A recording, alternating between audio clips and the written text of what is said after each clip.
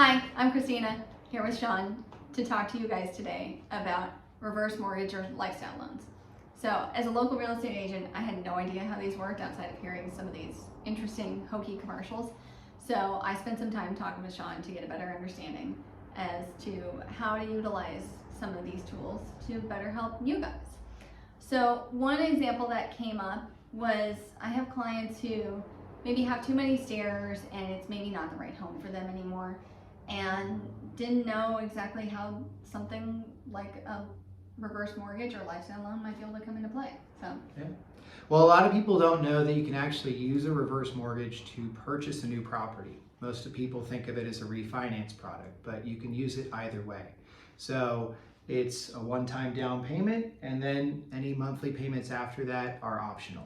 You could choose to make no monthly payments. Yeah. So it's really to match whatever lifestyle that you're trying to achieve. If you're looking at going from a multi-level property to a single story or with level entryways, it's a good way to use to do that.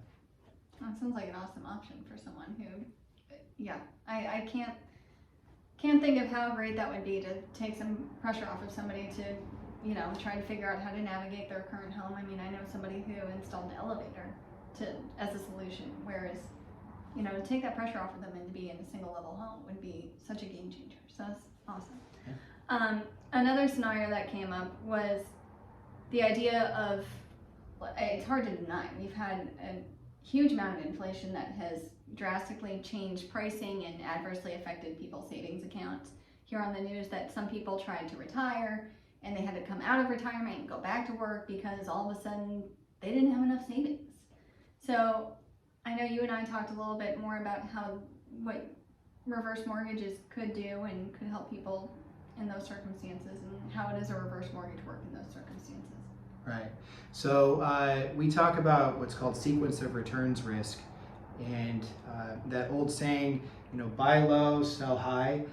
If we're in the middle of a recession and you're selling your assets, then you're kind of selling a low. So setting up a reverse mortgage with a line of credit acts as a shock absorber, so that if you want, you can start taking draws from that line of credit instead of selling things that you've spent your whole life trying to accumulate.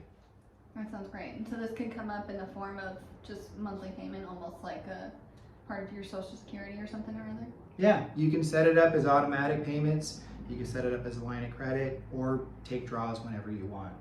Okay. So. And then the other question is that, as far as how these work, is it monthly checks? I mean, I know you just kind of explained maybe how some of this works, or is it a lump sum, and even still, in your personal practice, what do you see people utilize most frequently? Most people set up a line of credit because then that allows them to pick and choose when they want the money. Sure. Let's say they want to make some repairs on their car, make some upgrades on the house, whatever it might be. That gives them the flexibility to just pick and choose where they want to do it. If you want it a little bit more automatic, then that's where setting up monthly payments is a good option. Sure. Okay. Is there anything else that maybe we should know about reverse mortgages or lifestyle loans that I haven't asked?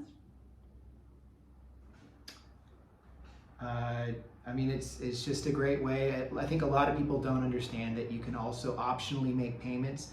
It doesn't have to be a reverse. That was always a nickname. So you get to pick and choose how you want to control that loan balance going forward. That's why we call it a lifestyle loan.